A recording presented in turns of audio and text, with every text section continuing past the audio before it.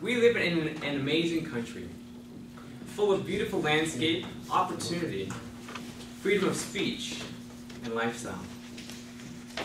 I hope you will appreciate what we all have. Today, I want to take you all on a journey to illustrate for you my Canada, and to talk a bit about why it is that we live in the most amazing country in the world. Now, when I was growing up, my family and I, we would travel throughout Ontario and Quebec, and I would say that I had a good opportunity to see what those provinces do have to offer. In later years, I had an opportunity to travel to Western Canada, and I got to do a road trip through Calgary, through Banff, and through Fernie, and I did get to see a lot of the Western Canada as well. Did you know that Canada has 7 different vast mountain ranges?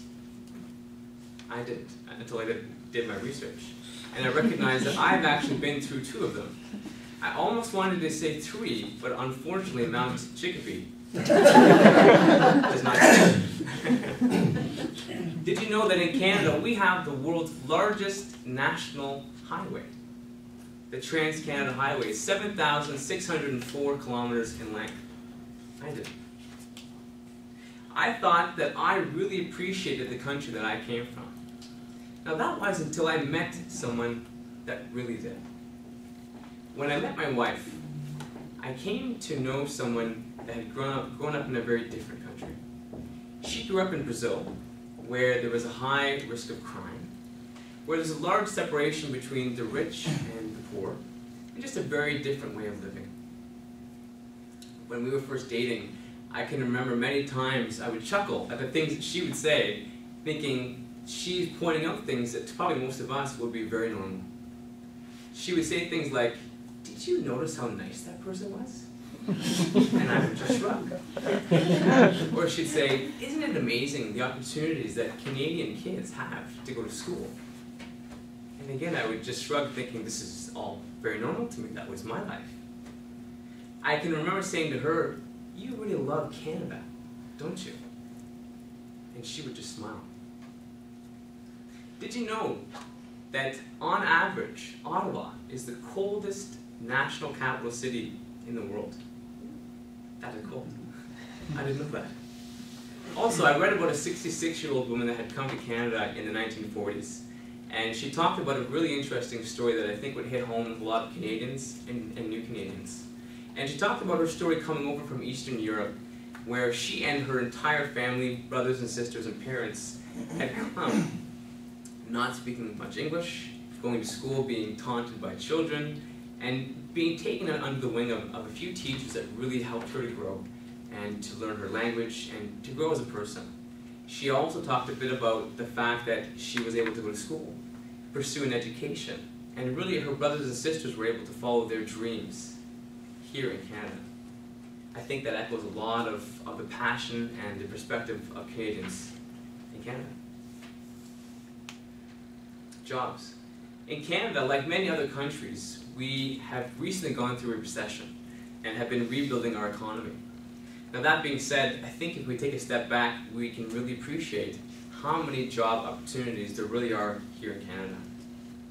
Did you know that the current unemployment rate in May of this year was 7.4% in Canada, compared to, in the US, 9.1% in the same month? In Canada, if you looked online at Workopolis, LinkedIn, or even the Canadian Job Bank, you would see thousands of jobs available for Canadians or new Canadians that in all kinds of different directions and in industries. In Brazil, it's just not quite the same.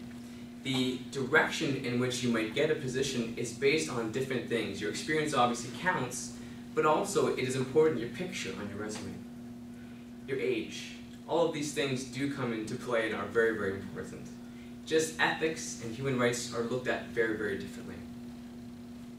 Did you know that in Canada, every year, we welcome 150,000, on average, new Canadian citizens? In November of 2009, I was taking pictures of my wife while she was being inducted as a Canadian citizen. And while I watched the tears roll down her face, I myself had an aha moment and realized what it really means to appreciate where you're from and where you're living.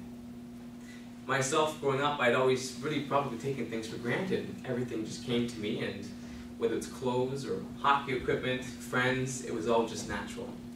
She really appreciated what she had. Did you know, and here's an interesting fact, that in Canada, we consume more macaroni and cheese than any other country in the world? Appreciate. Appreciate that we can wake up every day not being insecure about violence or war outside of our doors. Appreciate that we can drive a few hours and be immersed by beautiful landscapes like Niagara Falls, Muskoka Lakes, or the Algonquin Park. Appreciate that in Canada, if we have a goal, if we have a dream, we can pursue education. We can find the career that we're looking for and work towards it. We have the opportunity. I was speaking about taking things for granted, and even in my life growing up, there's many things that now that I reflect back on, I really do appreciate. And my wife has really helped me to see that by talking a lot about her life. When I've traveled throughout the world, that's part of what has also opened up my eyes. And I'm seeing different lifestyles that I wouldn't wish on anyone. And at that point, I think back to my house here in Kitchener-Waterloo, my backyard with a nice fence and a deck, and my family, my home in Canada. My wife has really opened up my eyes to appreciate my country in Canada, and I hope you'll do the same. Thank you.